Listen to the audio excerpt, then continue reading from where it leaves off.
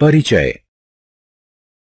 मित्रों, कभी आपने विचार किया है कि हम भोजन क्यों खाते हैं? हाँ, बिल्कुल सही, क्योंकि यह स्वादिष्ट एवं ऊर्जा का स्रोत होता है। इस मॉड्यूल में हम खाए जाने वाले विभिन्न खाद्य पदार्थों के बारे में जानेंगे।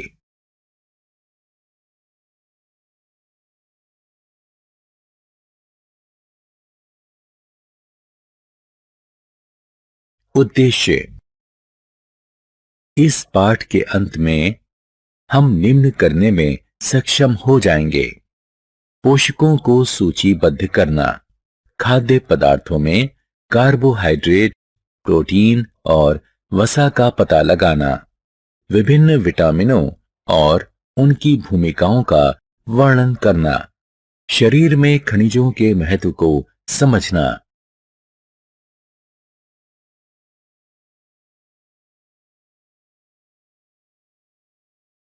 शरीर में आहारीय रेशों और जल के महत्व की व्याख्या करना, संतुलित आहार के महत्व की व्याख्या करना, हीनता जन्य रोगों को परिभाषित करना।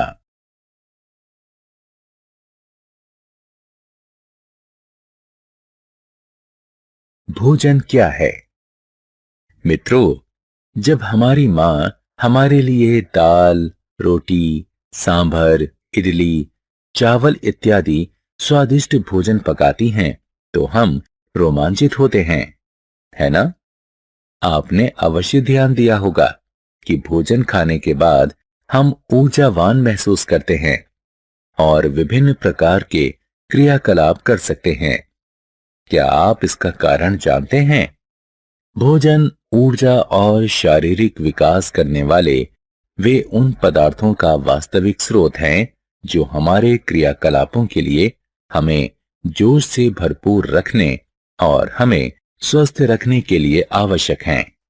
इस तरह भोजन हमारे शरीर के लिए ईंधन का कार्य करता है और हम भोजन के बिना अधिक समय तक जीवित नहीं रह सकते हैं। भोजन के घटक।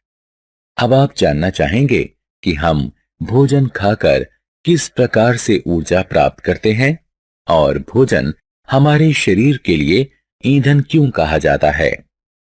मित्रों, भोजन में मूल रूप से 5 घटक होते हैं। ये कार्बोहाइड्रेट, प्रोटीन, वसा, विटामिन और खनिज हैं।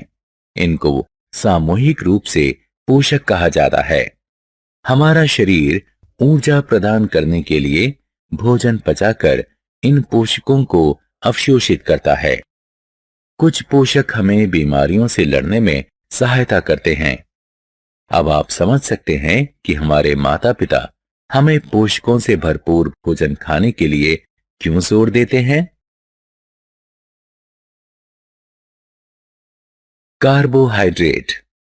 क्या आप इस तथ्य को जानते हैं कि प्रत्येक खाद्य पदार्थों में भिन्न भिन्न मात्रा में सभी पोषक पाए जाते हैं और प्रत्येक पोषक हमारे शरीर में भिन्न भूमिका निभाता है। आइए इन पोषकों के बारे में एक एक करके विस्तार से जानें। सबसे पहले कार्बोहाइड्रेट के बारे में जानें। कार्बोहाइड्रेट जीवित कोशिकाओं के लिए जरूरी संरचनात्मक घटक का निर्माण करता है। वे प्राणियों के लिए ऊर्जा का प्रमुख स्रोत है। कार्बोहाइड्रेट में शर्करा, स्टार्च, फाइबर इत्यादि शामिल हैं। वे मुख्य रूप से गेहूं, चावल, आलू और मक्का में पाए जाते हैं। प्रोटीन। आपने अवश्य देखा होगा कि जो बच्चे दूध नहीं पीते हैं वे कमजोर हो जाते हैं और उनका शारीरिक विकास भी कम होता है, क्योंकि दूध में वृद्धि के लिए जरूरी प्रोटीन होते हैं। हमारे आहार में मांस, मछली, अंडा, दाल, पनीर और सोयाबीन प्रोटीन के कुछ महत्वपूर्ण प्रमुख स्रोत हैं। प्रोटीन का प्रमुख कार्य ऊतकों का निर्माण एवं क्षतिग्रस्त ऊतकों में सुधार करना है। कार्बोहाइड्रेट के अभाव में प्रोटीन को ऊर्जा के स्रोत के रूप में इस्तेमाल किया जाता है।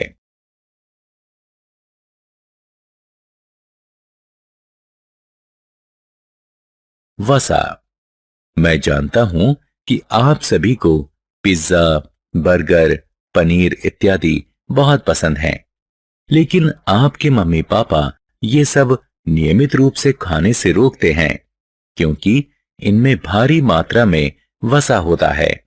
वसा हमें ऊर्जा प्रदान करता है। यदि हम इस ऊर्जा का इस्तेमाल नहीं करते हैं तो हमारा शरीर भविष्य में इस्तेमाल करने के लिए बॉडी फैट के रूप में भंडार बना लेता है। यही कारण है कि अधिक चिकनाई वाली चीजें खाने वाले लोग मोटे हो जाते हैं। वसा के प्रमुख स्रोतों में घी, मक्खन, पनीर और दूध है।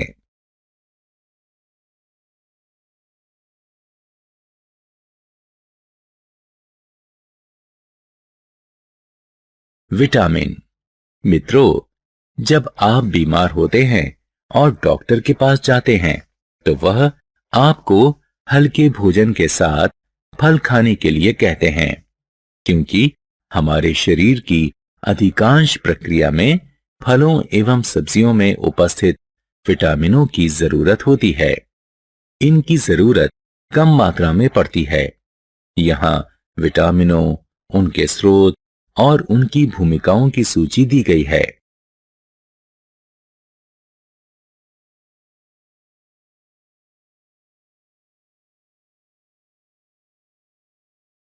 खनिज। आपने खनिज से भरपूर खाद्य पदार्थों के विज्ञापन अवश्य देखे होंगे। आइए अब हम देखें कि वे क्यों इतना महत्वपूर्ण हैं। पौधों को वृद्धि के लिए खनिजों की जरूरत है। इसके अतिरिक्त हमारे शरीर में सभी रासायनिक प्रक्रियाओं के लिए अल्प मात्रा में खनिजों की जरूरत होती है।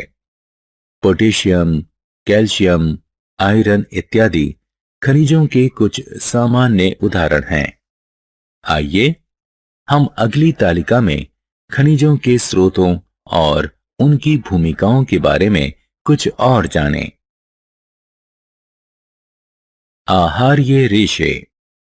प्रिय मित्रों, क्या आप जानते हैं कि हमारे शरीर में पोषक तत्वों के अतिरिक्त आहार तंतु भी महत्वपूर्ण भूमिका निभाते हैं।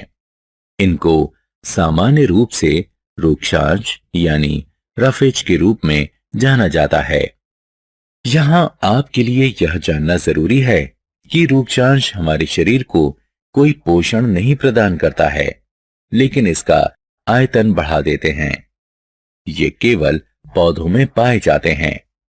दाल, आलू, ताजे फल और सब्जियां रूक्षांश के प्रमुख स्रोत हैं।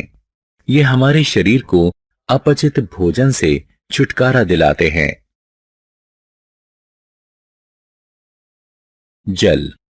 आइए अब हम जल के बारे में जानें, जो हमारे भोजन का भी महत्वपूर्ण घटक है। हमारा शरीर अधिकांश जल द्रव रूप में ग्रहण करता है। इसके अतिरिक्त हम भोजन पकाते समय भी इसमें जल मिलाते हैं। जल हमारे शरीर को भोजन से पोषक अवशोषित करने में सहायता करता है। यह हमारे शरीर से कुछ अपशिष्टों को पेशाब एवं पसीने के रूप में बाहर निकालने में भी सहायक है।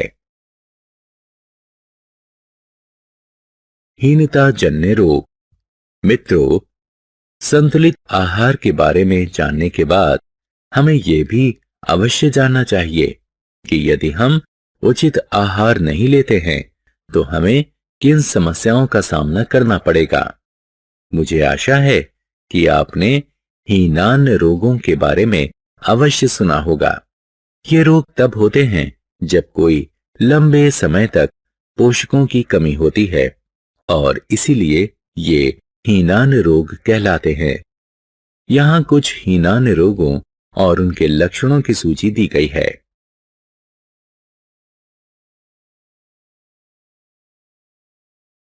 यहाँ कुछ हीनान रोगों और उनके लक्षणों की सूची दी गई है। सारांश। आइए हमने जो कुछ सीखा है उसे संक्षेप में दोहराएं।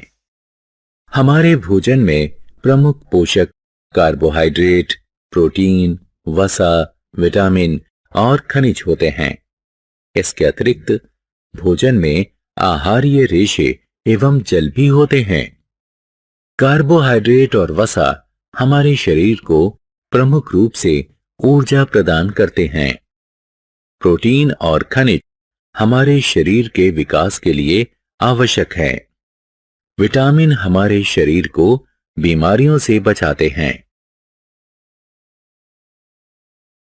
संतुलित आहार हमारे शरीर के लिए आवश्यक समस्त पोषक उचित मात्रा में प्रदान करता है तथा साथ ही साथ रूक्षांश और जल भी प्रदान करता है। अगर हमारे भोजन में एक या अधिक पोषकों की कमी लंबे समय तक बनी रहे तो यह कुछ प्रकार की बीमारियों या डिसऑर्डर का कारण बन सकता है। इस प्रकार की बीमारियां हीनान रोग कहलाती हैं।